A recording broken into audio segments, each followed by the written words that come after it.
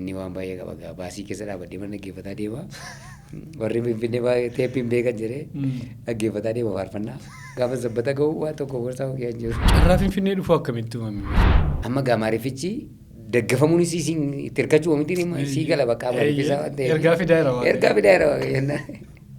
Nee andaa girlaan teessee xillaalle naan jedhe. Akkam ture mee yaadannoo akkamii qabda afaan Amaariffaa baruu? Waan Amaarinyaan nu goote seexanni raawwattee nu gone biyya kanatti gammadee waaqayyo kakuu qonaa raawwatee manuma isheetii ba'uun didima. Galgalas ganama sochumaan gara. Itti yeroo sana gowwummaadhaan tajaajila kiiloomeetirii kammaa kanan kan carree nama 22 waale harka isaatiin qaalluutti tubulanii. Nama 22. Maatii masaa dabalatee jechuudha. Haadha manaa 12 waale. 13ffaa fuudhee. Finfinnee keessa iddoo 8 ol namni na fuudhee na geesseera gaafa na Amaariffuma. Ani ishee manna gonkee barbaadadha. Seexanni biyya sanaa baatirii qabatee adeema. Yeroo si bira ga'ee jedhu kunoo kiyyaa teessaa dhufteedha. Miliishota baachisee hin fayyiftu jedhanii dhufe ganna waame. Hin fayyiftu jedhanii? Hin fayyiftu jedhaniitii fayyiseeti. Maaliif gara waldaa banuutti gara ministirii banuutti hin deemne? Koreen tokko guyyaa cidha kootee haala mijeessu. Koreen tokko uffata ishee hundumaa markaatoodhaan dhaqanii bitu. Koreen dubartootaa immoo mana kootti nyaata qopheessu. Yeroo aartu maal goota waasi gaddisiisee dheekkamtee yeroo aartu? Tuun kadhadhu. እግዚአብሔር ይህታችን ብቻ ይህታችን ድዋ ሳይሆን ድዋ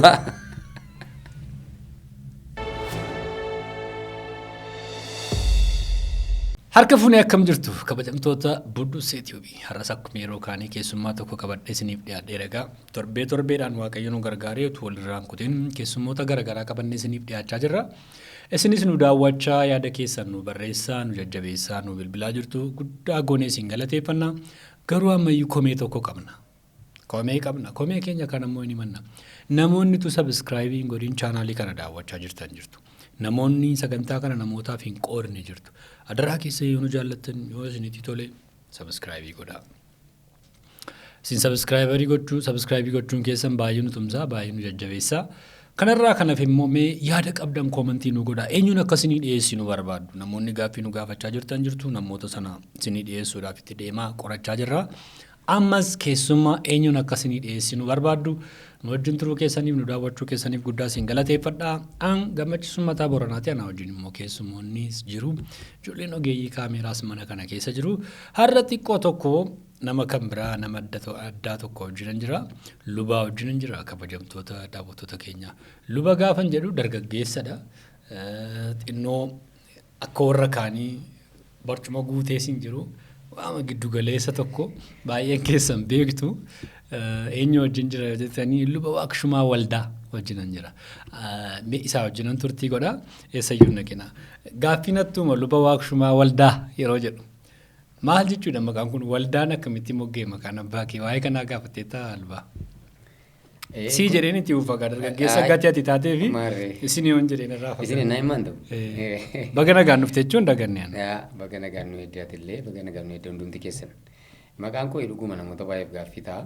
Sababani waldaa kee tajaajiluu fi yeroo waaqni waldaa magaalaa garaa konfireensii faana kee waaqshumaa waldaa jedhu namni yeroo hundumaa waldaa masa waldaa madee yaada.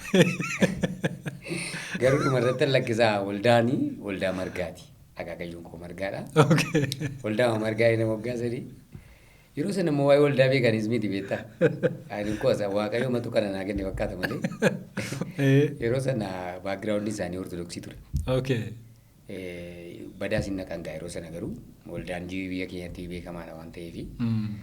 Namoonni baay'een waaqeffannaa waldaa kiristaanaatti waaqeffatu garuu ortodoksii turanii durasaa akaakayyuun keenya achi turanii achitti kan moggaasan jechuudha.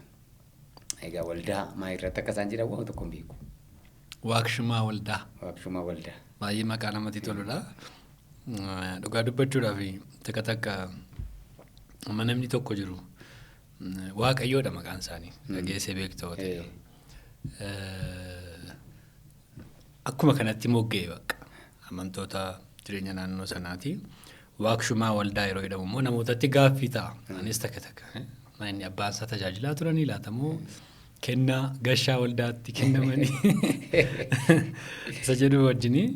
Inni kan biraan dhugaa yeroon si wajjin wantoota jiru yaadadhu baay'ee wanta na dhibu namoonnis kan isaan naa kaasanii Lubii waaqshumaan hin dulloomuu jedhu namoonni. Yeroo hundumaa dargaggeessumaa fuulli isaa akkuma sanaa garuu tuttureera tajaajila kana keessaa jedhu. Waa'ee sanaa wal qabsiistee waan jettu qabdaa lubaa? Indulloomuun kun gara fuula duraatti indulloomuudha moo amma dulloomuu dideedha? Amma dulloomuu dideedha fakkaata. Maal dullooma immoo ijoolleedha? Ammayyuu. Waarri. Ammayyuu ijoolleedha. Egaa gara fuula duraatti ani immoo kana naga'u gara fuula duraatti waan dulloomtu hin fakkaatu. Akkas jedhu. Akkasitti ni yaada malee amma dulloomeera hin jedhaare amma hiriyaa amantaan uummanni. Egaa namoonni akkas jechuu danda'u ankoos immoo xinnoo harreen makateera dullumadhaa jedhu namoonni. Dulluma miti kun manuma keenya jira. Egaa umurii waaqatu namaa dabala. Waaqatu namaa dabala garuu itti gaafatama qabdu wajjin hojii hojjettu wajjin hojii ati hojjette wajjin baay'ee deemteetta iddoo baay'ee dhatteetta namoota si beekanii fi yeroo dheeraa addunyaa tajaajila keessa turu keessa kan ka'e namoonni akkas jedhu. Akkuma kanatti argee akkuma kanatti hin beekaa jedhu. Almost amma waggaa meeqa ta'e tajaajila erga jalqabde? Waggaan mana barumsaa sadarkaa lammaffaa xumuree tajaajilatti kanan seene yeroo moko kenne kanan mana warra kootii bahe 95. 1995. Kana jechuun yeroo dheeraadha. Yeroo dheeraadha. Mee jalqaba sana akkam fakkaata ture tajaajilli akkamitti yaadatta?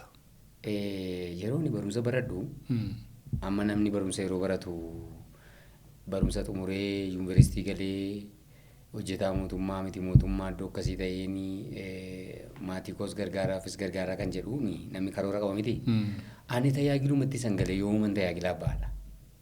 Mana barumsaa san baradhus yoomuman tajaajila keessa galaa uuman biyyaa deemee wangeela lallabaa tajaajilumti koo yoom guddata waan jedhu malee waa'ee barumsaa yeroon baradhu keessa koo tajaajiluma jira. Kanaaf kan si dhibu 1994 maatirikii boojii dirmajeetti qorameen gara Finfinnee dhufuuf carraan isaa dhiphaadha. Gara Bilishaangul Gumuz nageessa jedhee yaada yookaan hin beekta. Karaa sanarraa gara Diimtuu lafa jedhamu jira daarii sana jechuudha. Achi mucaariyyaa koo wajjin hin barannu wajjin nanne calluma inni tajaajila jalqabe. Waldaa mareef jalqabdu wayii tokko darroo Diimtuu jedhamti. Reefu jalqabdee irtiichi tajaajila jalqabee galgala shaamaa maashoo waan jedhamu tokko jira. Isa qabsiisee namoota barumsa barsiisee barumsa wangeelaa barsiisee nama 30 barsiisee waraqatumaan sertifikeetii kenneef waggootii waraqatumaan kenneef barsiisa 95 achi walitti jajjabaatee namoonni achi keessa jiran sun gara namni 30 baratanii gara faarfannaa gara wangeelaatti akka isaan dhufan godheenanii 96 ammoo carraa Finfinnee dhufu argadde jechuudha. Isaan dhufes garuma baadiyyaa kanatti hin darbe gaa yoo itti fuftee ragaafattee fin deebisa gaa kanarratti. Baay'ee gaarii carraa Finfinnee dhufuu akkamitti uumame? Finfinnee dhufuun yeroo sana jechuun baay'ee carraa guddaa ture. Baay'ee. Waan si dhibu kakuu qaba. Kan deemee hojii wangeelaa hojjedhu yeroo hundumaa kanatti dubbatu na Waaqayyoo waa'een hojii wangeelaa deemee hojjechuudha. Garuu immoo nama hin qabu. Namni jiru yeroo tokko nama tokko na yaadadha. Biyya dhufee magaalaa Biilaa jedhamtu dhufee tajaajilee gaafa inni deebi'u nama sana abdadheen nan dhufa adaraatumti na simadhadheen hojii naase. Isa booda konferensii gara Najjoo gara masmara Najjoo irra deemee karaa magaalaa Najjoon Finfinnee gaafa dhufullee namni sun oduu akkasii dhaga'ee xalaa barreessee boleessa kootti gad hirkan dhufin jedhee shakkee jechuudhaan dhufa jedhee. Ani immoo akkamittiin ani carraa dhufuu kan argadhaa waldaa boojii dirmajii keessatti walaloon hin tajaajila gaa hin beektati. Ijoollummaa kokaasii baay'ee walaloon tajaajilaa magaalaa waldaa Finfinnee kana keessaa waldaa tokko irratti yeroo dubbisu argiteetti yaada. Walaloodhaan yeroo tajaajilu sanatti cidha gaa'ilaa tokko irratti walaloo kan dubbisu naaf eeran. Walaloo sana kan dubbisu gaafa naaf eeranii walaloo sana gaafa dubbisu cidha gaa'ilaa sana irratti namoonni argaman immoo keessummaan sagalee misiraachoo irraa dhufanii jiru. Isaan walaloo makee fidii jedhanii na waamanii walaloo sanan fidee dhufee walaloo sanaa fuudhanii qilleensa irra oolchanii dhiisan malee anaaf hojii uumuu maal waan jedhamu hin jiru. Biyya kana wanti na tursu hin jiru. Ani immoo carrattii margadheeraa siloo karaan barbaada ittumaanan biyya kanatti hafuu murteessee isa booda waldaa Kotobee Makkaaneessutti miseensa ta'een tajaajila jalqabee gara sabbataa dhaqee sabbataatti TV moo irratti taaseera waan ta'eef waan baay'eesaa karaa sana sabbataa gaafa naqu akkan hojii wangeelaa baadiyyaa deemuuf karaa naabanii Finfinnee karri dhufee karuma kana karaa walalooti bakka. Karaa walaloo dhufte. Finfinnee gaafa dhuftu gaa wanti baay'ee nama baay'ee rakkisu nama baay'ee chaalenjii godhu afaani. Amaariffaa kana. Akkam ture mee yaadannoo akkamii qabda afaan Amaariffaa baruu kana wajjin haasa'u iddoo garaagaraa deemuu kana wajjin wal qabate. Waa'ee Amaariffaa sitti himuu hin danda'u. Ani yeroo tajaajila biyya dhaqumaan hin jaasite fakkaate kana dura. Waan Amaarinyaan nu goote seexanni raawwattee nu gone biyya kanatti dhiyeessaa. Dhugaa. Dhugaadha. Haaliifi nama wajjin walii galuuf Amaariffaa softaa. Tajaajila barbaadde Amaariffaa. Amma Finfinnee gaafa nufu sabbatan naqe. Sabbata gaafa naqu namni sabbatatti na hafeerte sagantaa galgalaa gaafa sana fudhattee jirti. Sagantaan galgalaa sun Amaariffaan tajaajilama. Amaariffaan tajaajilama. Amaariffa sagantichi. Lubbii waaqshumaan Amaariffaan. Beeku kan Amaariffa.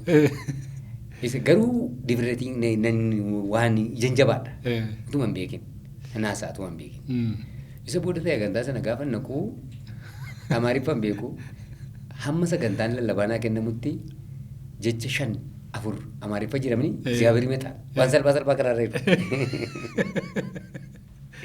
Yesuus geetaadha. Waaw bakka bebbeen dur biyyatti. Isa kanan filadhee egaa Waaqayyo naa jinjira. Itti yeroo sana gowwummaadhaan tajaajila miti kammaa kanan kan carree. Bakka Waaqayyo naa jinjira jecha ishee yoon dubbadhee dibamuu qabu bakka soofaarraa kukkufuu qabu ani afaan haaraa kun itti dabalee dheedanii jechuun beeku. Kanuma qophiin jiru. Kanuma qophaa'ee jecha Ziyaabirii meetaa gaafa jedhu Amaariffa gaafa 2-3 waan roorroon beeku gaafa dubbadhu lapheen isaanii banamaadha. Bakka namni hundinuun guutame saganticha keessaa gaafa inni guutamu tokko isheen beeku dubbachaan afaan haaraasaa karadha. Innaa akka kanatti Waaqayyo na gargaaree galgaluma sana isheen sagantaa sanatti na hafeertee manni ishee Yarxeenaadha. Maaloo fudhadheen galeettee dubartii ishee na hafeerti sana Yashii jedhamti. Mana isheetti na waamte sana kadhattee na fudhattee Yarxeenaatti galte. Isuma booda isaan immoo afaan Oromoo haasa'u abbaan manaa doktariidha. Lamaan isaanii afaan Oromoo haasa'u isaaniin nan tajaajile. Isaan immoo maal si gargaaru jedhanii ani barumsas nan danda'an ture hojii argadhes nan hojjedhaa amma iddoon qabu waan ta'eef. Tajaajila qaba dibameera waamameera dhufeera garuu iddoon qabu. Kanaaf waan tokko irraan gulusa jedhu murteesse. Isa booda mana barumsaa keejii amma kutaa tokkotti qabu iddoo tokko dhattee daayirektara taatee barsiisaa jimaataa kan immoo waliin deemnee tajaajilaa itti isheenii wal biraan tajaajilti. Gammadee Waaqayyo kakuu qonnaa raawwatee manuma isheetii hundi deemu. Galgalas ganama sochumaan gala. Maaliif yaada kaaftee maaliif barsiisummaa sana argadhee tajaajilaan deemadhee yaada waan ta'eef. Garuu sagantaa tokkotu jira waldicha Amaariffaan tajaajilama ammas. Gaafan kadhannaa ollee dhannu akka naqee gattaa'uun afaan Amaariffaan naantee wandimmee tanas naan jedhe anuma gattaa'u. Tanas naantee naan jedhe. Amaariffichi immoo san beekuu beektaa. Ashee. Wandimmees beekaa tanasiis beekaa. Wandimmees nan ka'e. Amma isa booda maal jira amma gaanechii mana barumsaatti waa isheen naqa caruufettuuf achiin bahu mana isheeti. Maal jira ni kubbe sauta deggifee adeemnaan naan jedhe. Amma Amaariffichi deggefamuun itti hirkachuu oomishni sii gala bakka Amaariffisaa waan ta'eef. Ergaa fidaa jira. Nee aandaa girlaan teessee xillaalle naan jedhe. Kanaaf isa ammati ishee maatii kanatti hirkattee waan atamma gochaa jirtu keessan jiru biyya tokkoon harka keetti kennuu fedhanaan jedhe. Amma hin gammadee mana amma yeroo ammaa si gammachiisa. Gaafas garuu nan aare Waaqayyotti. Maaliif kana jedhamu? Maaliif kana jedha? Ani amma ishee mayyuu barsiisummaa argachuu kootti gammadaan jira. Amaariffatti mayyuu hubatteetta garuu. Naa dhufeera bakka anuma naa galaam sammaanuma naa galaa haasa'uus rakkisa malee naa dhufee bakka sirriitti. Isa booda nan fudhadhee nan ture. Kanaan turee utuu mana isheetti deddeebi'u guyyaa wal beellamnee guyyaan naqee barumsa kana jalqabu qeessumaa kan jedhaman sabbata jiru. Isaanii wajjinii dubartiin Yashii jedhamtu sun wal barsiiste. Yashiin sun haadha kooti bakka ishee dhagaa kan tuulla qabtee dhufaa jiru makiinaa keessatti wal barree irraan deebi'uun jedhe malee teeppiin dhaggeeffataa deeman teeppii dhagaa sadii nyaatu durii tokko beekta. Isheen qabaa isheen dhaggeeffataa tun deemuu wal barree teeppitti ma fudhadhee illee sabbata dhaqeen gaafa naqu inni waan baay'ee qaba baasii keessa dhaabadhee mana dhaggeeffataa deema. Warri Finfinnee teeppiin beekan jedhee dhaggeeffataa deema faarfannaa. Gaafa sabbata ga'u waan tokko gorsaa hoogiyaan jiru. Hin badin fudhatan teeppiin dhaggeeffataa deemaam dhaabadhee baasii 26 keessa. Gaafati sabbata keessu boorsaa keessa. Waan tokko jiru. Saamaniiru. Waan tokko jiru fudhatanii. Innaa isheen sun keessumaa kanatti na geessite. Tarkii baay'ee jira. Namaan baay'ee jira. Lammi naasa'u malee yennanaa isaan. Luba Shumaa booddeedha kakaatii isaanii hojii wal baratee naannoo sabbataatti tajaajila jalqaba. Bakka sabbata sana tajaajilee amma gaasanii biyya tokkoon harka keetti kenneedhu. Jedhu sana si ibsuuf fedhati beektaa. Qeessumaan kun egaa dubartiin tokko karaa leemmanirra dhuftee langaanuu biyya jedhamu jira leemmanirra sa'aatii 4 5 waan akkasii fagaata miillaanii dhuftee biyya sana nama 5tu gooftaa fudhatee ture. Inni iyyuu maatiidha. Namichi Fuursaa jedhamu tokkotu jira. Fuursaan kuni reediyoo sagalee dhugaa irratti dhugaa baay'iseera maatii sana jechuudha. Nama 22 waale harka isaatiin qaalluutti bulanii. Nama 22. Maatii masaa dabalatee jechuudha. Haadha manaa 12 waale. 13ffaa fuudhee mucaansaa gaafa du'uu fedhu ati yooma pheenxee warreedhaan barbaadde malee falan qabdu jennaan gara Debirzeetiin naqee mucaansaa achitti fayyee fi galee namichi kun amanee maatii kana nama 5 ta'anii leemman magaalaa jedhamtu dhufee barsiistuu Galaayee kan jedhamtu Galaayee Kabbadee ishee gaafataa isheen immoo Qeessumaa bira dhuftee sabbataa maaloo nama dhaqee torban tokko wangeela biyya sanatti lallabee maatii akkasitti lallabee deebi'u jetteetti himti. Ani mana dubartii kanaa ayyartee naan jira. Maatiin koosmoosii emmisi jiru isaaniitti sinan deddeebi'a. Kana gidduutti Qeessumaan gaafan deebi'ee sabbata dhaqu biyya sanatti na erge jechuudha. Kanaaf waa'ee maaliifin sii kaasee waa'ee afaan Amaariffaa afaan kaasee Finfinnee keessaa iddoo 8 ol namni na fuudhee na geesseera gaafa naqu Amaariffuma ani ishee manna gonkee barbaadadha. Ishee munkee barbaadadha bakka. Naa dubbachuun dandeessu maal jechuun dandeessu gaarummaan isaa caccabsitee maasoftaa. Malee akka ammaa kana miti kaa nama tokko markaatoo keessaa gaariin iddoo akkasii yoo laaltee afaan Oromoo haasofnaan nu duukaa galagalu. Nus galagalee ilaalla kun afaan Oromoo beekaa jetta. Akkas ture amma hundumtuu afaan Oromoo haasa'u kanan turre. Akka amma hundumtuu afaan Oromoo haasa'u hin turre. Yeroo sana koo baasii seenuuf taaksii seenuuf si rakkisa. Guyyaa tokko calleen baasii gaafadha beektaa? Baasii gaafadha. Baasiin gaafadha afaan ittiin gaafadhu sun kan biraadha. Isaan tun asirreessa akkasa jechuu keetii jedhu. Silsaa uletti hedeechiin jedha dhaabadde. Hedeechiin jedha dhaqee dhaabadde. Hedeeshiin jedha isheedhumaa jedhanii. Ishee gaafadhu sana hedeeshi baadhee hin gaafadhu. Haydaallechi maalitu nama naan jetti jennuu deebite. Heedaa sirreessiti. Akkas jechuudha dheedeen sirreeffadha. Naamma kana nu rakkisaa ture Amaariffisiin jechuudha. Waan Amaariffi nu goote. Seexanni nu goote.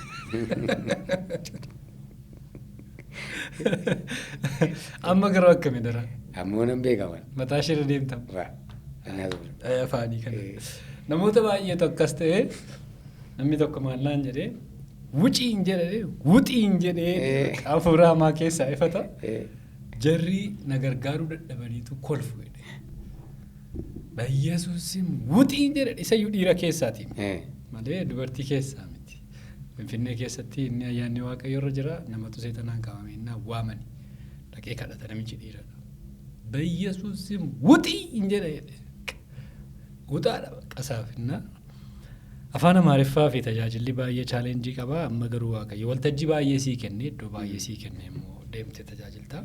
Finfinnee keessa iddoo baay'ee deemtee takka waldoota baay'ee. Waldoota afaan Oromoo Finfinnee tajaajileera. Waldaa lama tokko lama caaluu yaada waldaa hin nanne malee waldaa afaan Oromoo tajaajilamu hundumaa dhaqeera. Afaan Amaariffaas. Afaan Amaariffaa baay'ee nanne. Waldaa afaan Amaariffaa baay'ee nanne iddoo tokko lama caalaan tajaajile. Kanarraa kan hafe baadiyyaa naannoo Shaggar jiru kana Shawaa kana keessa iddoo baay'ee Oromiyaa keessa deemtee tajaajilteetti. Oromiyaa keessa deemeera. Nama Oromiyaa keessa Mattuu Duwwaa hin deemne. Mattuu Duwwaa. Malee deemeera iddoo hundumaa. Arsii, Gujii. Kafaa'uu deemeera. Kafaatti naaf hiikame. Dhugaa. Kafaa'uu. Waaqayyoof galannaa ta'u. Garuu baroota hamma kana tajaajiltu kana keessatti gargaaruu Waaqayyo iddoo akkasiitti na gargaareen irraanfadhu waan jettu qabda. Waan baay'een qaba. Waan si dhibu tajaajiltoota yeroo ammaatiif barumsa guddaa taa'ee kana yaadu yeroo ammaa gooftaan keenya Yesuus Kiristoos yeroo deemtanii kophee gorojoo maaloo isin hin barbaachisu deemaa kan jedhu macaafa qulqulluu keessa jira miti. Inni maal akka ta'e ofirratti hin argeen. Ani gaafa Finfinnee dhufu tiraanspoortii illee hin qabu. Hin qabu tiraanspoortii. Teeppittiin amma siin jedhu kanan birrii 30tti gurguradhee ture. Isheeyyuu immoo teeppi sanatti dhagaa gaafa bitu ishitaa minaami waan jedhamu jira sagalee dhageessisa. inni na erge suni gaafa dhagaa haaraatti galchuu hin taatu inni na duukaa deebise. Teeppittiyyuu jechuudha. Na tiraanspoortii hin qabu ture gaafa Finfinnee dhufe. Gaafa immoo gara biyya ammaa kanas gara Shawaa Kibba Lixaa ammaa kana dhaqu miindaa waan jedhamu hin jiru. Namni miindaa naa kennu hin jiru. Namni tiraanspoortii naa kaffalu hin jiru.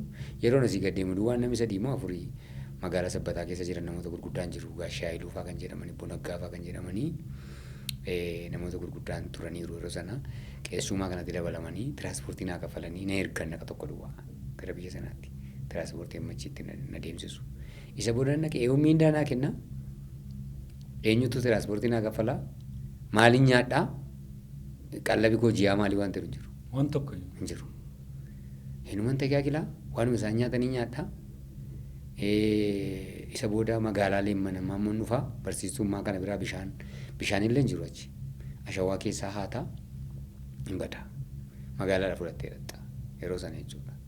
Innaa baay'ee rakkoodha karaan hin jiru sa'aatii 4 sa'aatii 5 deema karaarra kophaa koo boottii bitadheen karaarra mana Gaashee Bashaadaa jedhamu tokko jira karaarra yeroo buttaa jiraa dhaqan karaa sanarra jechuudha. Achi kaadheen caammaa kosachi kaadheen gaafa Finfinnee dhufu boottii kochi kaadheen caammaa kaadhee dhufa. Ulees qabaa kuffiyyaas qabaa aduu keessa waan deemuuf. Yeroo asii gadi bu'u immoo caammaa kochi kaadheen boottii koo kaadhee gadi bu'a. Malee wanti tokko hin jiru. Kana keessatti garuu Waaqayyoo hinuma na jiraachisa. Wanti natti irratu hin jiru. Seexanni biyya sanaa immoo sin jiraachisu. Amma kana guddaa Waaqayyoon galateeffadhu miidiyaa adda addaa irratti dubbadheera. Seexanni biyya sanaa baatirii qabatee adeema. Yeroo si bira ga'ee jedhu kunoo kiyyaa teessaa dhufteedha. Yookaan duutaa yookaan dhukkubsatta. Jechuun naannoo sanatti baay'ee ifaadha jechuudha. Baay'ee ifaadha baatirii qabatee deema makoo namaa. Yeroo itti jilbeenfattu kadhannaadhaaf gaafa itti jilbeenfattu namuu dhufee bishaan jaarkaanii tokko guddaa keetti kan tokko agarta. Yookaan namoo manni mana citaadha. Mana citaa keessaanii dhagaa guddaa hamma kana caalu fuudhee sirriitti lafaan naa eenyu akka ta'e hin beektu. Kanaaf biyya sana namni jiraatu hin du'a ture ana dura ture jala.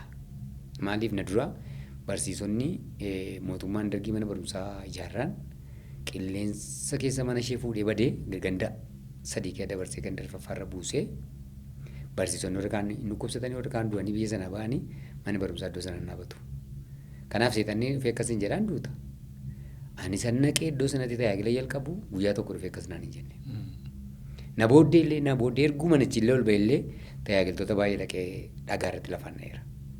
Anaan garuu guyyaa tokko dhufee natti hin dubbanne seexanni kun jechuudha. Maaliif Waaqayyoon wajjin jiraachuu san argee kan si dhibu guyyaa tokko immoo du'uuf hin ture. Maaliif warra nama ajjeesantu karaa uttaajeraa dhufanii baankii saamaa mana fixaa nama ajjeesaa dhufanii leemman galanii ani immoo qacarraa magaalaa leemmanitti ol ba'ee magaalaa sana barsiistuu sana bira bulaa galgaluma sana dhufanii nama meeqa ajjeesanii karaarra namni hin deemu Finfinnee immoo dhufaa ani immoo waraqaa eenyummaa boorsaa koo wajjin badee yeroon sabbata rakasiin jedheeraan qabu garuu Waaqayyo borumti isaa har'anni sabbata deemadhee Finfinnee deemadhee liqawaan bariin ganda sana waraqaa eenyummaa jettee manatti naa fide calluu madhee tun hin gaafate. Gaafan deemu komatti. Ofuma isaatii manatti naa fide waaqshoodha na jaallata manatti naa fide. Manatti gaafa naa fide warrumaan fudhe waraqaa eenyummaa sana Finfinneen dhufe sabbata sana leemman sana galgala sana dhufanii jarri sun dhukaasa bananii namni baay'een dhume yeroon Finfinnee ganama isaa dhufu ana duwwaatu leemmanii seene Awwaash iddoo jedhamtu irratti fittashaatu jira nama waraqaa eenyummaa hin qabne rukutu. Najjeesu maaliif abbaan jarri sun badaniiru gara nama 5 lagalitaniiru waan ta'eef. Akkas godhanii badaniiru najjeesu. Ani immoo makiinaa maaliin seenaa makiinaa boo'ichaa Finfinnee dhufuun seene na duwwaa seene leemmanii. Kanaaf leemmanii kan seentan makiinaa dhaabnaan subichaan oolanii naan kennan. Ani isa duwwaa seene gaafa fidi mattaawaqaa naan jedhe. Gaafa itti qabu mattaawaqaa kaleessa ba'e. Hin kolfee poolisichi. Waaqayyoo akka kun jiru waan beekuufi dursee Waaqayyoo waraqaa eenyummaa sana akka ittiin naa fide kana faalee na yaadadha. Kanaaf oolmaa Waaqayyoo naa godhe baay'eedha. Haala gidiraa kana keessatti wal'aansoo kana keessatti harki Waaqayyoo akkamiin si wajjin hojjeta ture yeroo namootaaf kadhattu deemtee namoota barsiistu simatama qabdaa tajaajilli kee akkam ture? Waan si dhibu biyya sana keessatti biyya egaa yeroo dhufe tajaajilli koo jalqabaa achi miti yeroo sana keessatti biyya sana keessatti hojii guddaa Waaqayyo hojjeta. garaachi illee na dhukkuba. Waan nyaadhu waan hin qabneef. Torban lamatti dhufee barsiistuu kana biraa nyaata gaarii nyaadhu. Haalli isaa yeroo sanatti ammallee waaqa jijjiireeraa booddee tafaa ture yeroos. Garaachi illee na dhukkuba. Garuu waaqayyoon maaliin kadhadha sitti fakkaate garaachi koo waan na dhukkubuuf achi mana qaalluutti kan jiru. Qaalluu 60 jira. Beekamaan. Qaalluu 60. Qaalluu 60. 60 isaanii koyyaa tasfaaratti maqaa waameera. 60 isaanii. Hunduma isaanii. Hunda isaanii maqaa waameera. Yaadannoo konna jalaa badii beektaa qaban ture yaadannoo irraa. Amma gara 10-15 na yaadadhan ture mayyuu. Innaa kanatu ture kanaaf maal jedhu isaan gaafa gara kadhannaa dhufanii waaqa jedhanii Yesuus waan jedhamu hin beekan. Ani hundaa'uun dooktoriin tokko surmoo dhufeeraa jedhu surmoo jedhama safarri sun. Hin fayyiftuu jedhanii fidu. Kanaafuu gaafa fidanii yoo waaqayyo fayyise asuma naman. Kanaachi mana qaalluu sana dhaqu sakamtu fayyisaadha qaallota 60 kiyaasii wal cacaalu. Hundumtuu aboo qaba. Hundumtuu. Kanaaf akka itti ilaalu waan ta'eef waaqayyoon nan kadhadhaa baay'ee kadhachuun nan barbaachisu. Amma nuti soomnee magaalaa kana keessatti baay'ee yeroo fudhannee maal jennee konferensii gaafa deemnu yeroo baay'ee fudhanna amma. Yeroos garuu kun hin jiru. Waaqayyoo maqaa waaqayyoo waamaa nan kadhadhaa dhukkubsataan hin fayyaa hafuurramaan seexanii yeema yaa'a nama kiyaa. Hin amanu jarata akka itti amanu. Isaantu hin fayyina jedhanii amananii dhufu malee ganaa siin wanni isin gaafatu. Mucayyoo tokko yaa tasfaaratti dhugaa kan baate jirti Baqqaluu jedhamti. Haati ishee abbaa manaa 3 heerumte 3 irraa du'an. Mucayyoon ishee kuni miilli kuni naafatee dhiita'ee kan du'aa gaafa geessu lafattoo wallattu dhattee cheerchii waldaa ortodoksii tokko gaafatte. Mucayyoon koo duufetti maallaa wayyaa innaan nuyi nama iddoo biraa dhufee hin awwaalluudhaan biyya keetti geeffadhaan tushin hin du'in. Mucayyoo kana dhufteetu duraan maatii iji wallolanii biyyaa deemte. Amma gaafa lafattoo wallattu dhabdu garuu naannoo keenya garbeellii tokkotu jira. Achitti nan walladhaa jettee kottaa naa fuudhaa mucayyoon koo Baqqaluun duufetti jette. Isa du'aati gaa. Innaan guyyaan isa sanba guddaadhaa borruunee sii fuunaarra nan deenyuutti hin jenne. Isheen galgaluma sana fuutee kaatee takka lafarra gototaa takka baachaa mucayyoo ishee sana fiddee dhuftee gaafa itti mucayyoon ishee duutuudha bakka yoo gadi teessee dhaggeeffattu hafuurri keessa hin jiru. Garuu lafa sana irratti attamitti amanu sabii biyya sanaa waaqayyoon fayyisaatti amanu kottu kadhadhu naan jedhan. Isa booda nan dhaqee faarfannaa jalqabanii hafuurra maanaa darraa iyyuutti ka'e caraa nutti ka'e mucayyoo ishee sanatu qabee jira jedhe. Ana qabee jira jedhe. Ishee irraa haadharraa seexanni 10 iyyee ba'e mucayyoo ishee Baqqaluun yeroo sana kaatee deemte biyya sana keessatti kun odeeffamee dhukkubsataan fidu liqaawwan barii nama siin jedhu ganda sana haadha manaa obboleessa isaatii duutuu miliishota baachisee hin fayyiftu jedhanii dhufee ganna waame. Hin fayyiftu jedhanii. Hin fayyiftu jedhaniiti fayyisee baatee dhufee yeroo ilaalu warra miliishota warra gandaatu baateera. Qawwee keessa raafatu hundi isaanii qawwee qabu hin baatu immoo qareessaadhaan. Hin fayyiftu jedhaniiti ennaan hin fidee liqaawwan barii ganda sanaatti fayyisee ennaan yoom barbaaddu immoo ennaan borganaman gaangoo ergee fuudhaa borganaman gaangoo ergee fuudhaa galgala waan sana. Abbaa mana bichaa biratti hafe fiidanii waldaa keessa kaane soqan. Isa booda gaashiin duutuudha mucaan jala ciifte hootii ishee haadha jechuudha. Gaafa sii kadhachuutti kaanu hafuurra maan irraa iyyee yeroo sana ol kaatee teesse isheen hin fayyide. Nagaa taate hin fayyide. Ganama yeroo lafii bari'u gamatti gaafa laallu gaangoo fidanii dhufaa jiru. Hin beekanii bilbilli hin jiru maal hin jiru. Waan tokko hin jiru. Garuu erganiiru isaan gaangoo ergeera namichi. Fayyaa fudhatee galee. Innaa waaqayyo akka kanatti hojii gurguddaa hojjetaa ture dhugaa dubbachuudhaa fi irree waaqayyoo baay'ee mul'ataa ture jechuudha karaa adda addaa. Egaa dhugaa wantootatti dhugaa baatu waan baay'eetu jira wantoota baay'eetu toora galee jira dhuga ba'umsa baay'ee qabda. Waaqayyo hojii gurguddaa hojjechaa ture carraa argattee daftee Finfinnee dhufte waa haala amma namni baay'een itti abshaallomeetti jiraatu kana beektaa. Maaliif gara waldaa banuutti gara ministirii banuutti hin deemne? Namoonni abshaalummaa sana fayyadamu gadi deemu. Maaliif sana hin gooneme? Atoon hundeessa turte kanan si gaafachuu barbaada. Gaaffii gaariidha. Namoonni baay'een gaaffii kana gaafataniiru. Ani yeroo 96 sanaa kaasee waldaa Makaana Yesuusii sabbataa Makaana Jirarroon ture illee gara waldaa 10 wayi baneera. Baadiyyaa magaalaa keessatti jechuudha. Biyyuma nama ture kana keessatti illee waldaa 5 ta'eera. Yeroo sana nama 5 kan jalqabe jechuudha. Magaalaa kana keessattis waaqayyoof galatu fudhatama qaba. Namooti baay'een na jaallatu. Garuu immoo ani jireenya koo keessatti maqaa waan jedhamu barbaada. Duruma biyya jiru kaasee maqaa waan jedhamu. Maqaa jechuun inni yeroo tokko egaa waldaa kiristaanaa keessatti dhalannee guddannee waldaa keessatti dhalannee waan guddannee fi waldaan anaan dhannuma koonatti fakkaata. Yoon keessaa gabba'ee waldaa faanatti hin fakkaatu. Waldaadhuma hundisaa sagalee waaqayyoo lallaba. Kiristoosuma jira danduma.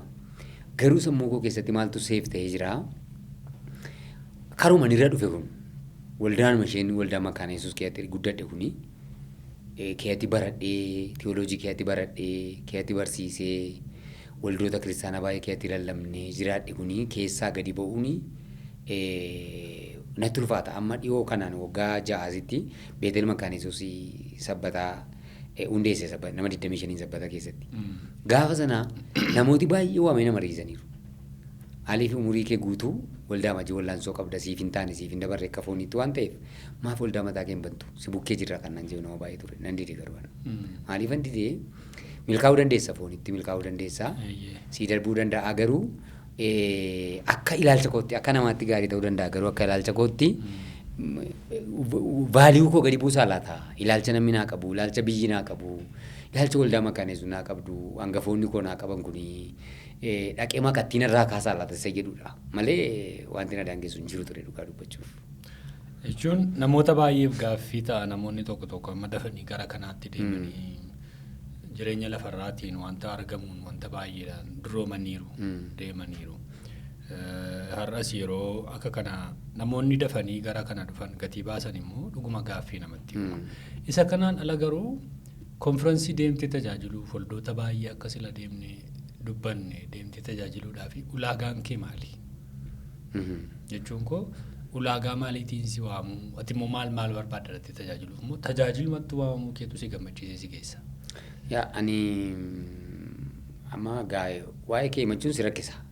Yoo namni dubbate wayya garuu ani kanan waaqayyoon galateeffadhu sagalee waaqayyoo nan barsiisuu man jaalladha. Lallabuu natti laatte barumsatti na jalaa deebi'a. Sagalee waaqayyoo barsiisuu nan jaalladha. Barumsa barsiisuu duwwaa miti nan kadhadha. Namootaaf nan kadhadha. Namooti dhukkuba adda addaatiin fayyuu har'ayyuu. Har'uu sagantaa qabna sagantaa adda bahee waldaa keenyatti iyyuu namooti hin fayyuu adda addaatiin hiikamuu sagalee waaqayyoo nan barsiisa. Kanaaf yeroo baay'ee nama kophaa qofaan deema. Kophaa maaliif nan barsiisa nan kadhadha waan ta'eef namoonni yeroo baay'ee iddoo tokkotti gartee nama barsiisu nama kadhatu jedhanii wal duukaa waamu. Amma namoonni beekan yeroo baay'ee faarfatama tokko faana duukaa waamu. Yeroo maaliif dadhabbii ta'a malee nan barsiisa nan kadhadha. Amma almost ijuuma tokko amma hin taane gimbiirran tureen. Sagantaa guyyaa 7 kophaa koo tajaajile faarfataa gurmeessaa wajjin jechuudha. Inna maaliif kennaa kana waaqayyo naa kenneera. Kennaa barsiisuu nan qaba, kennaa kadhachuus nan qaba. Nan kadhadha namootaaf jechuudha. Egaa yeroo baay'ee yoo ilaalte namoonni tokko namoota beekantu beeka kana. Namoonni waldaa kiristaanarra jirru immoo yeroo baay'ee carraan akkasii dhiphaadha. Dhalli keenya waldaarra waan ta'eef waldaa keessa waan hojjennuuf waldaa keessa waan baay'ee hojii waaqayyo waan baay'atuuf yeroo baay'ee namoota biratti beekamuu dhiisuu danda'a malee ani tajaajila koo baay'ee isaa nan barsiisa jechuu barbaadeeti. Nan barsiisa duwwaa miti immoo nan kadhadhas. Inni kan biraani kan lubii waaqshumaan ittiin beekamu naannoo sabbataatti afaan oromootiin tajaajiluun salphaan turre. Wal'aansoo yeroo sanaa akkamitti yaadattame waaqayyommoo akkamitti keessa siin dabarse? Waan gaariidha waan ati kaaste kun dhugaa dubbachuu fi 98 dhufee sabbataa makkaana Yesuus keessatti hojjechuu jalqabee namoota afaan oromootiin nama 15-16 caallee jalqabne. Aktuaalii namitti kan jalqabee jiru namoota jiran jalqabame isaanittiin dhufee warruma baadiyyaatti na erge sanatu obbo Naggaa fa'aa Gaashaayiluu fa'aa keessumaa fa'aa warreen afaan oromoon immoo jalqabee jira. Ishiin baadiyyaatti aarsaa baafte kun yoo dhufte aarsaa kana dandeessiidhanii na waamanii. Nama baay'eedha dhaqee kan akka tajaajilu akka waldicha keessatti hojjetuuf affeerame yeroo nama barbaadan sana namootuma muraasanaaf. Garuu isheen baadiyyaatti barte kun as yoo dhufte chaalenjii kan dandeessi yennee naan jedhan ergasii gaafa natti himan. Gaafa dhufee jitti jalqabu afaan Oromoo sa'aatii booda waaree booda afaan Amaariffaa ganama. Kanaaf afaan Oromoo waaree booda sanaa kadhannaa gaafa jalqabnu waaqayyoo hojii gurguddaa hojjetee hin baay'ate namni. Ganamatti deeffannaa gaafa jedhamu ganamas hin didame yeroo sanatti jechuudha. Isa booda afaan Oromoo kun gaafa guddataa dhufu maal ta'a? Afaan kanarraa namni jaarsolii irratti argamu jiraachuu turreera.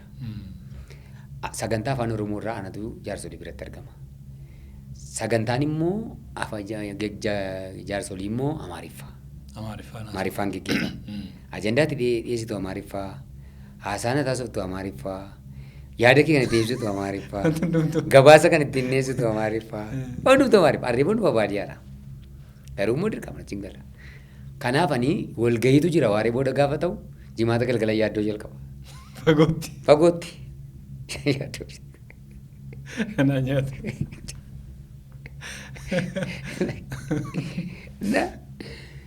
Yeroo hundumaa waan inni haasa'u waan inni haasa'u yeroo hundumaa maalidha? Arrabsoodha jaarsoliidhaaf. Arrabsoodha. Ana arrabsoo miti ana afaanii mocha. Afaanii malee? Arrabsoo miti. Waan inni haasa'u suni arrabsoodha. Maaliifi jecha sirrii naasaa jecha arrabsoo faana naasaa. Afaanichaan jechuudha. Kanaaf qoramsa guddaadha. Kanan keessatti dabarse qoramsa guddaa ture. Maal fayyadattame xinnoo mashiinuu kummaachisuuf. Amma guyyaa tokko feelooshipii jalqabne. Feelooshipiin simadhe weelkaam goonis feelooshipoota fedhii addaa sabbataa jalqabe bara 2000. Isaaniin gara nama 70 dhufe ijoolleen kun kutaa Oromiyaa guutummaa kiyyaa dhufan. Ijoollee kana qabna jennaan hin qabnu jedhan. Amma afaan ittiin ibsu wallaale. Makaana Yesuus hin ibsi hin simatti feelooshipii iddoo laatti makaana kana gootu jedhamu ibsuun barbaada na rakkisa. Na rakkisa. Isa booda bakka makaana Yesuus xiqqabbalaallechi. Makaana Yesuus kobootaatti isaxaallechi. Minaamin jedheen didan. Kana booda bakka ani aantee baariyaa isaa biyya Kiristoos baariyaa nan jedheen barcumatti gargashee ba'e fiigee. Himan ba'e fiigee cikiyaa. Barcumatti rukuteen fiigee ba'e. Isa booda waraqaa of eeggachiisaa irratti barreessan. Yeroo biraas dhiibne yeroo hundumaa nu arrabsi taate jedhanii mana irratti barreessu. Aanteedhaan ancheettee faawwamte. Guyyaa tokko kadhannaa ammoo dhannamaa nama daawwannaa dhannamaa nama Amaariffaa dhanna bari. Annee isaan duukaa deebaa karaduu naan jedhan Amaariffaan karachuun qabu. Ituun karaduu እግዚአብሔር ሆይ ይሂታችን ብቻ ይሂታችን ድዋ ሳይሆን ድዋ ሳይሆን እኛ ማስበን ይችላል። እግዚአብሔር ሆይ ይሂታችን ድዋ ሳይሆን እኛ ማስበን isaan garuu kan sitti ameen jedhu bakka akka kan keenyaas hin qoran ameen jedhu sirreessu waan baay'isaa jechuudha. Ni እኮ የሚናገር አማርኛ በግራ እንጂ በየዲም እኔ ውስጥ ያለው መንፈስ ቅዱስ እንደ ኮብራ ይዘላል ባክኝ።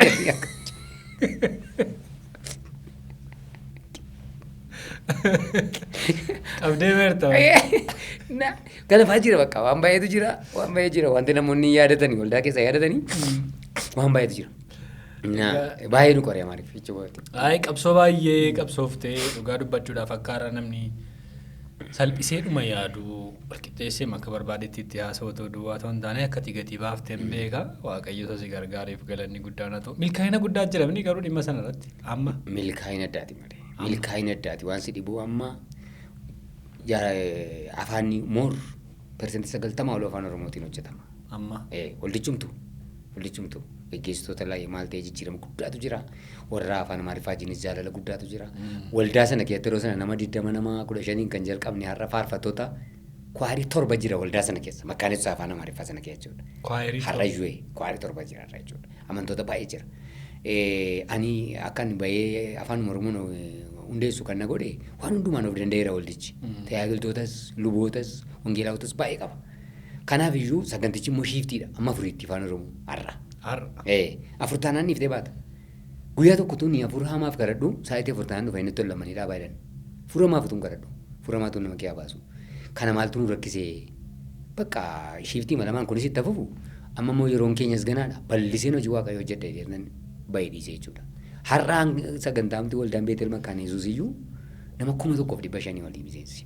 Waaqayyoo fagalate egaa inni guddaan waaqayyo baga si gargaaree baga milkooftee yeroo darbe immoo tarii namoota karaa Budduseetii jettee dhaggeeffattanii fi karaa milkaa'ina waldaa kiristiyaanaa kitaaba jedhu isinii dhiyeesseen ture barreessaa kitaaba sanaa luba Waaqshumaa waldaa wajjinan haasaa jira guyyaa irraa mee gara kitaaba kanaatti dabarra Waa'ee kitaaba kana barreessuu gara kanaatti immoo akkamitti dhufte muuxannoo qabdu kana beekumsa qabdu kana karaa kitaabaa namootaan gahuudhaaf akkamitti yaadde? Kitaaba kana kan barreessuuf kan ani kitaaba barreessee hin beeku. Barreessuudhaaf yeroo baay'ee namoonni maalii fi beekumsa si keessa jiru kana yeroon konferensii fa'aa dhaqee leenjii adda addaa kennu beekumsa kana maalii fi gara macaafaatti hin jijjiirtu kun si maanillee si fayyadaa kan jedhu naa kaasu ani immoo intirestii isaa badaan qabu kanaaf yeroo baay'ee ture amma garuu kitaaba kana kan barreessu kan na godhe maa inni waldaa kiristaanaa keessatti yeroo yaada barseegaa. Waldaa kiristaanaa keessaa akkuma beektu namoonni baay'eenis akkuma beekanii chaalenjiin waldaa kiristaanaa keessa jiru yeroo baay'ee geggeessitootaa fi hojjetoota gidduu geggeessitootaaf amantoota gidduu hojjetootaaf geggeessitoota gidduu amantootaaf geggeessitoota yookaan hojjetoota gidduu maqaa akkasii baay'ata waldaa baay'een illee kan isheen caccabdeef kanaaf namootumti amma waldaa dhuunfaa ba'anii banachuu sira na gaafatte kana gara kanaadha kan dhugaa dubbachuu baay'een isaanii asirraa dhufu. Dhukkuba kanatu jira. Kan ammoo keessuma kootti waan an bareedha jechuudha. Waa isa koottis waan an baree muuxannoo waan an baree barumsa adda addaa baradheerraas waan an argeeni waldaa humti kiristaanaa maaf hin milkooftu. Ibsaadha hooti. Isin ibsaa gaariirraa jedhanii gooftaan keenya Yesuus Kiristoos isin ibsaa gaariirraa jedhe Maatewos 5 keessatti. Maalumaaf waldaan ibsaan taatu kan jedhu yeroo hundumaa inaafaa waldaan qaba. Na dhukkuba waa'ee waldaa. Namoonni nuti baay'ee gammaddu baay'ee abdattu yeroo isaan ba'anii haqanii waldaama tokko bananii hojii rakkatanii na gaddisiisa. Kanaaf waldaan milkaa'utu ishee irra jira. Waldaan immoo kan isheen milkooftu amma akka nama beeku kanatti amantooti ala guutanii mana guutanii baay'achuu natti hin fakkaatu. Iddoo gaariitti lafa bitachuu waldaa qabaachuu lafa mataa fi qabaachuu duwwaas natti hin fakkaatu. Namoonni baay'een mana ijaarrannaa lafa qabaanne dhugaadhaan ni barbaachisaadha nusittuma jirra. Garuu sanatti hin fakkaatu. Dhukkubi keessaa yoo fayyee kan jedhu dhukkubichi maa inni yeroo baay'ee geggeessitoota sirriin hin argaman yeroo baay'ee geggeessitoota sirrii jechuun maa inni waamicha kan qaban waamichuma geggeessummaa geggeessuu waamichaa yoo ta'e hubannoon kanaan jiru geggeessuun garuu waamicha namni akkamitti geggeessaa ta'aa jira muuxannooma tokko qaba yookaan hojjetaa mootummaa yookaan miti mootummaa yookaan pirofeshinii maddaa ta'e tokko qaba waldaa keessatti argama. Gammaddee majaartolii waldaa gootee filti. Namichi garuu kennaa geggeessuu hin qabu. Kennaan gosa lamatu jira. Kennaa uumamaa qabaachuu danda'a. Namni kun jalqabuma uumamaa waaqayyoo kan kenneef qabaachuu danda'a. Ittiin biyya geggeessuu danda'a, ittiin waajjira geggeessuu danda'a, ittiin hojii adda addaa hojjechuu danda'a. Kennaan geggeessuu garuu isaa hafuura qulqulluun kennuudha. Isa kaaniif geggeessuu, isa kaaniif gorsuu, isa kaan raajii dubbachuu, isa kaan barsiisuu, seeru sana keessa geggeessuun jira jechuudha. Kanaaf kennaa sana qabaachuu qabaadha. Inni kan biraanii nama sadarkaa 5 keessa darbe ta'uu qabaadha kitaabi kun. Sadarkaa 5 jechuun tokko self leadership kan jedhamu jira. Nama obbulchuu qaba.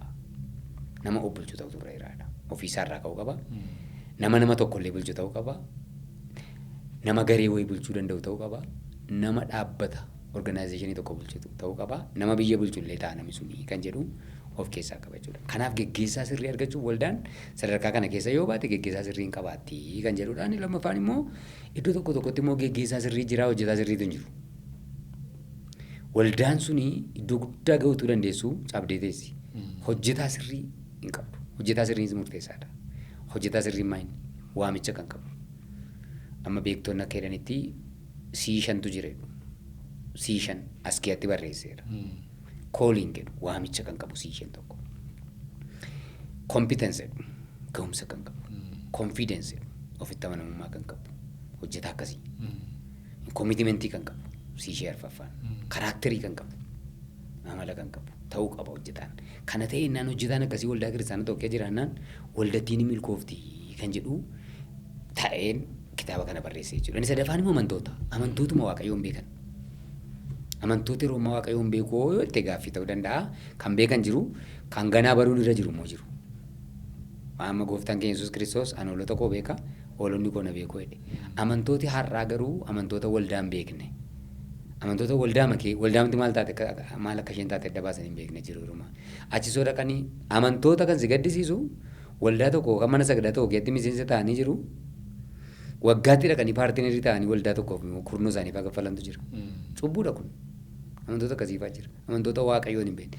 Torbee 54 kitaaba kana keessatti barreesseera.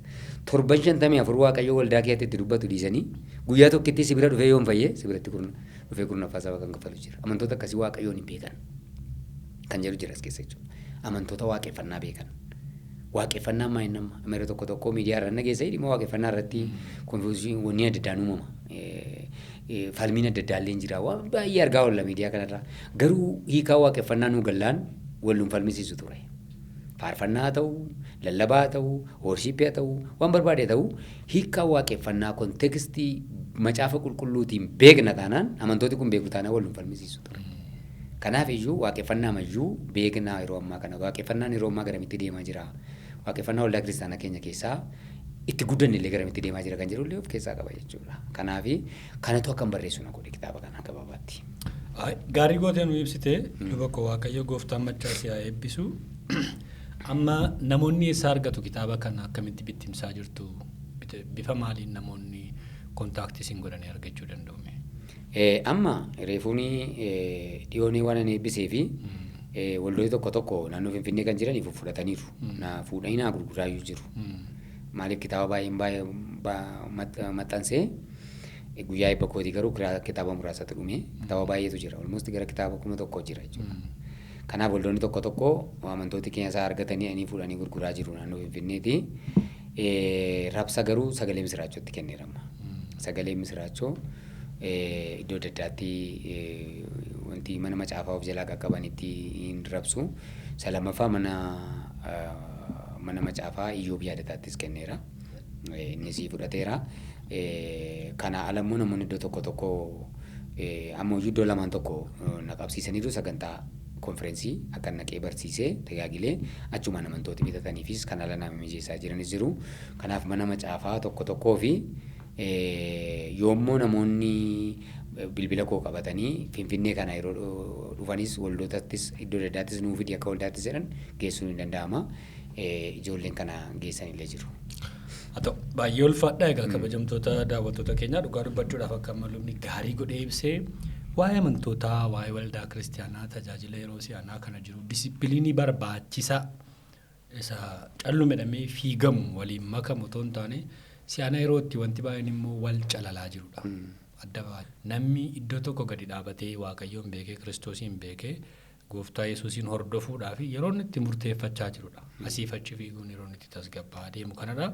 Karaa milkaa'ina waldaa kiristaanaa duwwaa ta'uu hin taane karaa milkaa'ina amantootaas akka inni ta'u abdii guddaa qaba kitaaba kana. Nuunis bilbila lubaa addanarra isiniif keenya iskiriinii kanarra jechuudha. Bilbiltanii fi kitaaba kana argachuu dandeenya. Lakkii yoo jettan nuufis yoo nu bilbiltan immoo lubaa wajjin wal isin agarsiisuu dandeenya. Baay'ee ulfaadha. Egaa baay'ee yeroo keessaniin fudhadhu lubaa. Mee waa'ee maatii keessanii nutti himame? Ijoollee qabdu, maatii qabdu, waa'ee isaanii nutti himame? Maatiin qabaa, ijoollee 4 qabaa. Haati manaa koo Jijjiigee ta'uun jedhamti. Mucaa koo hangafaa Eebbisan jedhama. Eebbisan Waaqshumaa. Isheen lammaffaa Yeroon Waaqshumaa. Isheen sadaffaan Olkaanet Waaqshumaa. Olkaaneeti. Sababa qabna? Sababa qaba. Olkaaneeti yeroo ani 2009 hidhameen ture. Inkaasni egaa chaalenjoota adda addaa. Tollee itti hidhameen ture yeroo yaanii jechuudha. Dhugaa? Sana waldaama keessaa waldaama akkaan isa jiru kana keessaa dhufanii qabanii maaliif dargaggoonni waan baay'atanii jiranii fi biyya galgalchuu fedhanii suma dargaggooti baay'atanii fi akkasittiin naqabanii hidhanii achirra bu'aa. Jechuun hirmaannaa siyaasaa ta'uun qabaatii bu'aa tokko. An tokko hin qabu. Sababa dargaggoonni walitti qabamaniif duwwaa. Amantootuma keenya baay'eedha. Afaan Oromoo yoo jibbamaa dheereeros afaan Oromootiin waan lallabnuuf ani sagantaa waaqeffannaa keenya irratti yeroo hundumaa nama erganii kaa'u waldaa keessa naggeeffatu. Siyaasa adda addaa dubbatama jedhanii. Kanaaf ani amma bara wayyaanii sanatti dhugaa dubbachuuf firiidee midhaan wangeela lallabeen beeku. Sodaa guddaa rakkina guddaadha jechuudha. Isa booda mootummaan gaafa jijjiiramee immoo Dooktara Biinfaa bakka qabatanii gaafa hidhanii kaasnee yeroo sanaa mana hidhaatii galee mucattii kana godhadhe. Achi galee tollee galee ni argadhe jechuudha. Kanaaf maqaa ishee bakka amma Olkaaneerraa deemu gaasi. Olkaaneerraa. Tollee namam turte? Walii galaa gara ji'a 3 ture. Tolleen garuu ji'a 2 wayi. Ji'a 2 torban tokko waan akkasii. Tajaajilaa turte jechuutti immoo. Maal tajaajila barumsa baranna malee. Barumsa barattu. Barumsa nu barsiisu barumsa siyaasaa baranna malee yeroos. Sochoonni. Irra hin deebi'amu kan jedhamu shamsi tokko garteetta irra hin deebi'amu haa deeggamu kan jedhamu. Isa afaan nu kennanii nu galchan ikkoo yeroos achitti jechuudha. Indaaf nu rashanuuf turan nuni nu balleessuuf turanii waaqayyoomatu gidduu galee nu hambisee inni waan baay'ee qaba. Oolchuu waaqayyoo waan baay'eetu jira. Kanaafi ol kaaniin. Ol kaaneetiin jedhee. Ol kaaneeti sababa sanaatti. Afur jette sana. Afur isheen immoo bisiidha. Bisii. Bisii qabaama guuttannee amma bakka jedheeti. Beekamitti akka warraa keessa wal bartan natti hima tajaajilaatti heerumuun yeroo sana ulfaataan turre bara meeqa wal fuutan himee cidha akkamiitiin fa'aa ture. Bara 2000 bara 2000 waan cidha kootii yeroo reediyoon mindinoo TV'n makaaneessu darbaa ture. Waamni interviiyuu na godhanii waa'ee cidha kootii. Yeroo sana. Garuu akka carraa interviiyuun gosa nuti darbiin TV makaaneessu immoo dhaabate qilleensarraa yeroo sana jechuudha. Makaniisaatti dhaqee interviiyuu godheen ture. Isheen waldaa tokko keessatti guddanne nu biyya. Godina Wallagga Lixaa Naabojii Soqorsaa. Waldaa tokko keessatti guddanne isheen ijoollee turte biyya kana gaafa nufu isheenis tajaajilaa jaallatti. Tajaajilaa jaallatti. Akkasumatti. Warri isaanii iyyuu namoota sooressitoota heerumsiisuuf turan warra qatifaa dhaqeera mana tuna siru. Garuu isheen hin barbaaddu. Anaanii namuu waaqayyoon tajaajilutti heerumuun barbaada. Wal beetu turtanii sana. Ijoollummaatti wal beekna qabiyya. Isheen baay'ee ijoolleedha yeroos barumsa sanbataa afaan barsiisa yeroo inni biyya jiru. Achi keessatti turte.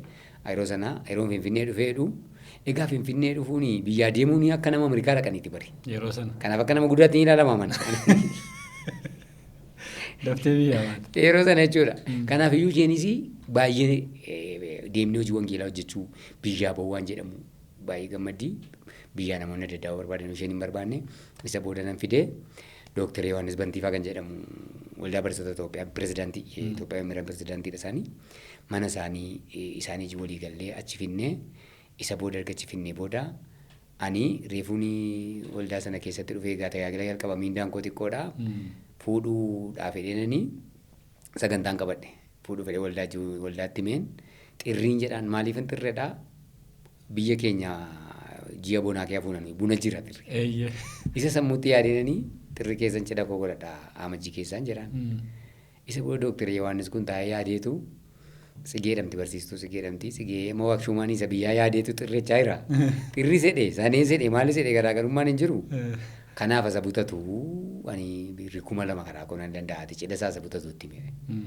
Isa booda waldaatti naqeeme ani fuudhuu waan barbaadaa waa tokko hin qabu jedhee waldaan koree ijaaran koree sadiitu ijaarame. Koree ijaaranii koreen tokko guyyaa cidha kootii haala mijeessu koreen tokko uffata ishee hundumaa markaatoodhaan dhaqanii bitu koreen dubartootaa immoo mana kootti nyaata qopheessu.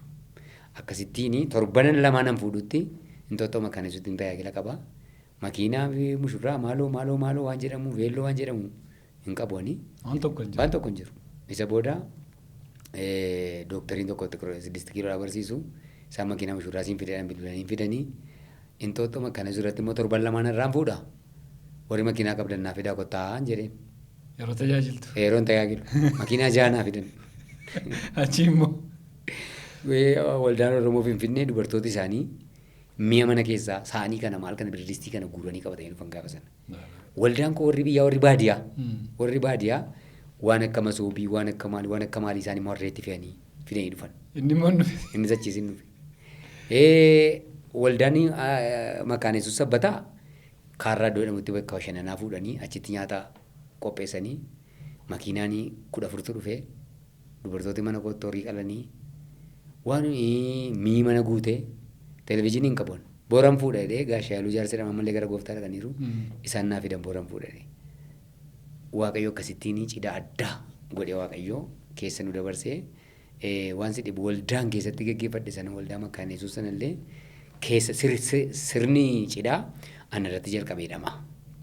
Iddoo biraatti godhatu cidha anatu waldaa sana keessatti jalqabaa cidha gaggeeffate.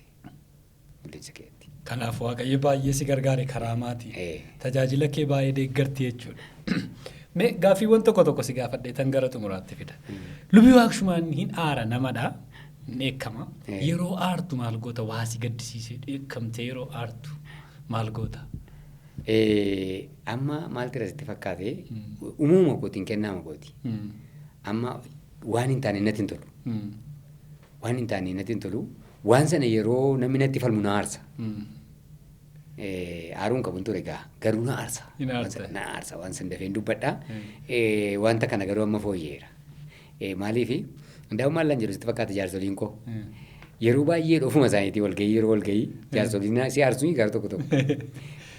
Jaarsolii koo warra ammaa baay'ee namoota jaalladhuudha. Maalaan jedhu inni tokko maalaan jedhu qeesina jedhina. Gaafa aartu ajandaa cimaan ajandaa kee kana amma waan si aarsu gaafa sana hin dubbatina jedhu. Gaafa kan biraa dubbadhu. Maaliifi yeroo wanti tokko karaarraa kaatu namni dhiiseema namni beekaa dhiisama namni waan hin taane beekaa dhiisanii irra darbu. Waan akkasiin hin danda'an beekaa dhiisanii irra darbu kun sirrii miti. Sirrii miti taanaan sirrii miti. Wanti sun immoo dhugaa waan ta'eef wanticha dhugaa waan ta'eefidha waan anaaru. Kanaafidha malee aarii kan biraa qabu. Jechuun koo yeroo aartu daftee waan keessa kee jiru waan gochuu qabdu numa goota. Nan godha. Booddeetti hin deebi'u. Booddeetti hin deebi'u. Amma garuu gara of bituutti. Amma jiranii gaama muuxannoonis umuriinis. Umuriinis. Wanti taa'e nama guddaa taa'uuf nama. Inni kan biraa waan asi gaafadhu asirratti.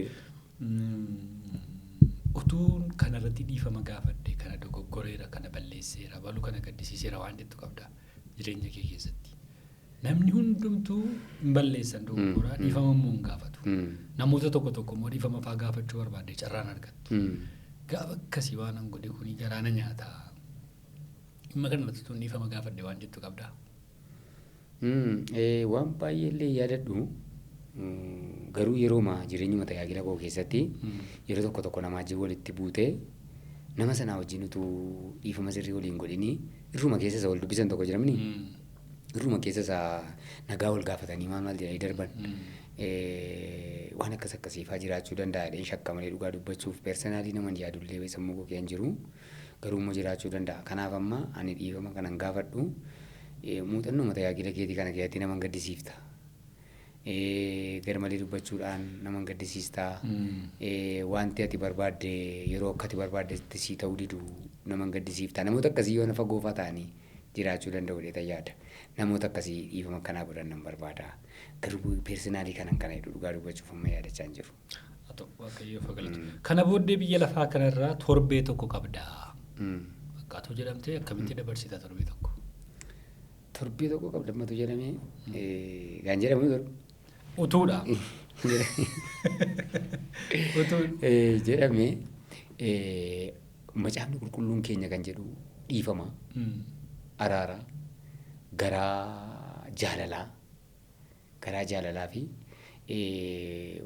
hiyyeessota fa'aa kana nama rakkataa karaarra jiru kana nama waan gaaffii macaafa qulqulluu keessatti gaafatamu tokko soraadha yeroo baay'ee beekta. Isaan sananii hojiirra oolchuu yaada torbantii tokko kanatti tuuma manatti hin galin. Tuuma manatti hin galin. Motora ragaa gaafattaa rakkatoota hin gargaaru. Hin gargaaru waan qabuun gadi bu'ee ishee waan qabuun boorsaa kee baasee akka nyaachisa. Gaduma goortaa. Waaqayyo gooftaa maccaasee haa gargaaru. Gaaffiin asirratti nama gaafachuu jaalladhu tokkotu jira. Maayinni ati nama waaqayyo si gargaare baay'ee tajaajilaa dhufteedha. Jechi hiika maqaa sii gala. Namoota tokko tokkotti Yesuus yeroo jedhamu baay'ee matti salphata. Tokko tokkoof arrabsoodha. Tokko tokko immoo sooshaal miidiyaa kanarratti fidee ittiin qoosa. Tokko tokkoof immoo bu'uura jireenyaati. Yesuus yeroo jedhamu lubee waaqshumaan maaltu itti dhaga'ama? Maqaa kanaaf hidhatati qabdu maalimee waa'ee kana nutti himi? Dhugaa dubbachuufi anillee gaaffiitti na gaafattu kan na yaada yeroo baay'ee. Namoota baay'een Yesuus jecha jedhamu kana yookaan waaqa jedhamu kana akka wanta ofii as ta'anii inni immoo kan biraa jiraate qaama lama ta'anii gamaa gamana jiraatanii itti ilaalu. Kanaaf yeroo tokko tokko Yesuus akkasii Yesuus inni maaludha salphisanii inni namaa inni maaludha faayidhu.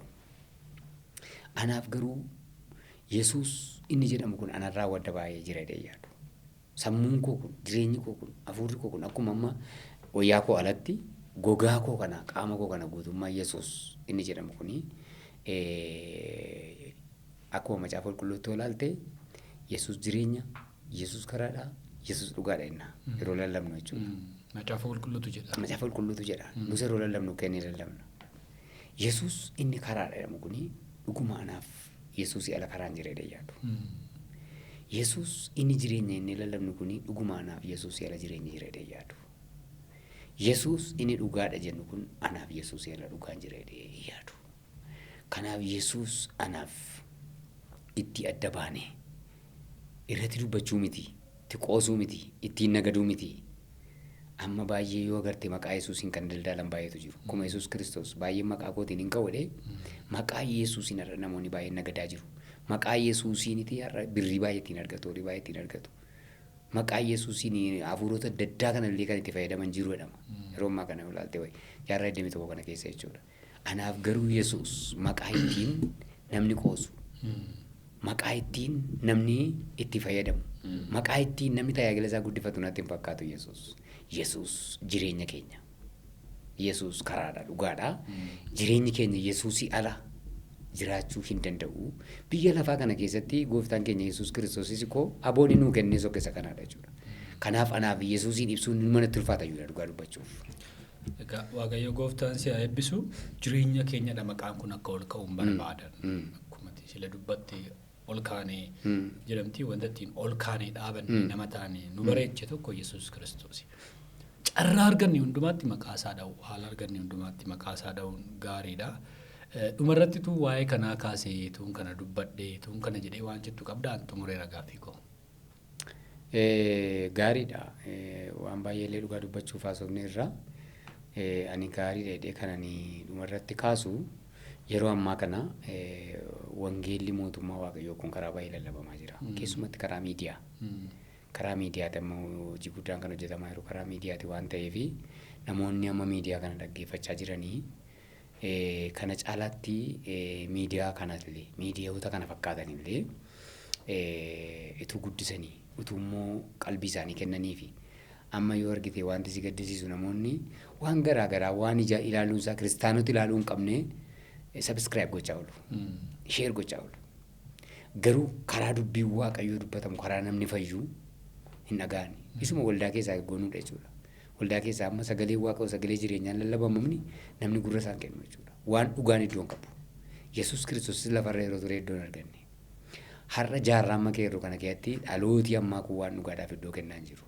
Kanaafan miidiyaa haa ta'u, waldaa kiristaanaas haa ta'u, sagantaa kamiyyuu haa ta'u, waaqeffannaa kamiyyuu haa ta'u, waan dhugaa, waan gooliin keenya dhaqee mootummaa Waaqayyootti nu galchu, waan jireenya bara baraatti nu geessu, waan Waaqayyo jaallatu irratti namni fookas gochuu danda'u turreera jedhan. Dhaamsan namootaaf kennu carraa kanaanii waan kara jireenya bara baraatti nu geessu.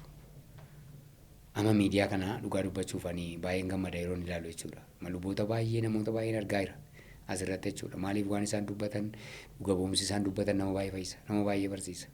Garuu nama baay'een kana dhuguma kuni karaadha miidiyaa guddaa tokko nu baname. TV guddaa tokko qabna jedhee namni amma inni yaadu hin beeku jechuudha. Asirratti carraa waan argadheef utuu hin ta'in amma warruma akka TV mo'aa fa'aa nan dubbadha yeroo baay'ee jechuudha. Namooti bu'aa irratti argatu taanaan waan sana deeggaru turre jira. Waan sana bira dhaabachuu turre jira jechuudha. Kanaaf gabaan nuyi ka'ee jirru gabaan keenyaaf gabaan namaa tokko miti. Gabaan nuyi nagadaa jirru isa kamiidha?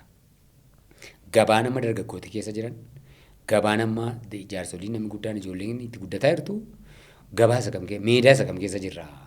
Kanaaf kiristaanonni andara lafaa kanarra jiran addunyaa kanarra jiranii gara meedaa mootummaa Waaqayyoo dhufanii waan meedaa mootummaa Waaqayyootti nama galchu sana immoo bira haa dhaabatanii. Sheer gochuu barbaannaan sheer godhanii, yaada kennuu barbaannaan yaada kennanii, faayinaansiidhaan deeggaru taanaan faayinaansiidhaanii, gorsa kennuu barbaadu taanaan gorsa kennanii. Gara sanatti utuu dhufee addunyaan kun gara tokkotti dhufaa jira waan ta'eef, gara miidiyaatti immoo dhufaa jira waan ta'eef, miidiyoonni amma kana booda jiranii gara waan dhugaatti utuu waan jibbisiisaa kiyaa baane. Baay'eedhaan namni kun jechuudha. Amma yoo argite waldaan kiristaanaa namni wal arrabsaa, walirratti poostotaa oolaa, walirratti dubbataa, inni bakkees nu ilaalaa, inni sunis nu ilaalaa, iccitiin qabu, keessoo keenya waan jedhamu hin jiru. Wantoota kun sirrachuu qabu. Isin warra miidiyaaf illee kanan kennuu barbaadan jechuudha. Kanaaf miidiyaa kanarratti gaafa dhufee ba'u wanti kun addunyaa kanarratti gaafa gadhiifamu namoota mootummaa Waaqayyootti geessamoo gammee maal godha amma kun nama mootummaa Waaqayyoo keessaa baasee miidiyaan gammee ol ka'uun ikkoo bu'aa hin qabu. Jireenya bara baraatti galtaa waan ta'eef. Kanaaf namoonni gara kanatti yaada isaanii dhufuutu irra jira. Miidiyoota akka kana sagalee Waaqayyoo irratti dubbannu kan ammoo nu jabeessutu isaan irra jira. Yaadaan waan hundumaan bira dhaabachuutu isaan irra jira. Haa babal'atu miidiyaan akkasiin jedhaan. Baay'ee ulfaadhaa lubaa yeroo keessan laattanii dhugaa daddanatti argamtanii yaada keessa waan nu qoddaniif maqaa daawwattoota Buddusee TVtiin guddaa godhan isin galateeffadha. Waaqayyo isin haa eebbisu. Ulfaadhaa. Eebbifama Waaqayyo isin haa eebbisu.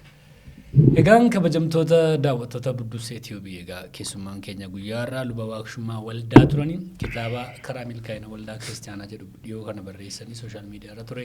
Isa kanarraa kan hafe magaalaa Sabbataa waldaa Beetel Makaana Yesuusitti tajaajilu gara sana namoonni jirtan isaan bira dhaqanii tajaajilamuu dandeessu. Kallattii hundumaatiin nama dubbii sagalee Waaqayyoo barsiisan kadhannaadhaan haala hundumaatiin nama Waaqayyo isaan eebbisee muuxannoo baay'ee gatii baay'ee nama baasanidha. Yoo Waaqayyo jedhe immoo yoo Waaqayyo nu gargaare immoo yeroo dhiyootti karaa Buddusee TV lallaba isaanii akka isaan fidanii dhufaniif hin affeerra dhufaniis lallabaa nu tajaajilu jennee abdii guddaa qabna. Kanarraa kan hafe akkuma yeroo kaanii Leensii Cuukkoon keessummaa keetiif Cuukkoo dhiyeessi jettee baay'ee jaallataniiru.